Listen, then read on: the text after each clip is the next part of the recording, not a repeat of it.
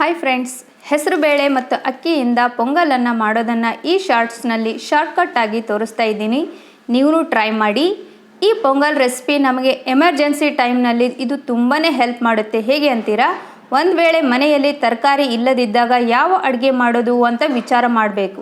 So ಈ ವಿಚಾರ ಮಾಡೋದೇ ಬೇಡ, ಸಿಂಪಲ್ ಆಗಿ ಮತ್ತು ಈಸಿಯಾಗಿ ಪೊಂಗಲನ್ನು ಮಾಡ್ಬೋದು. ಇದಕ್ಕೆ ಯಾವುದೇ ರೀತಿ ತರಕಾರಿನೇ ಬೇಕಾಗಲ್ಲ ರೀ. ಸೊ ಜೊತೆಗೆ ಮನೆಗೆ ಸರ್ಪ್ರೈಸ್ ಕೊಡಲಿಕ್ಕೆ ಬಂದಂಥ ಗೆಸ್ಟ್ಗೆ ಈ ರೀತಿ ಪೊಂಗಲ್ ಮಾಡಿ ಕೊಡೋದ್ರಿಂದನೂ ಅವ್ರನ್ನೂ ಸರ್ಪ್ರೈಸ್ ಆಗಿ ತಿಂತಾರೆ ರೀ. ಜೊತೆಗೆ ಬ್ಯಾಚುಲರ್ಸ್ ಕೂಡ ಈ ಪೊಂಗಲ್ ರೆಸಿಪಿಯನ್ನು ತುಂಬಾ ಈಸಿಯಾಗಿ ಟೇಸ್ಟಿಯಾಗಿ ಮಾಡ್ಬೋದು ರೀ.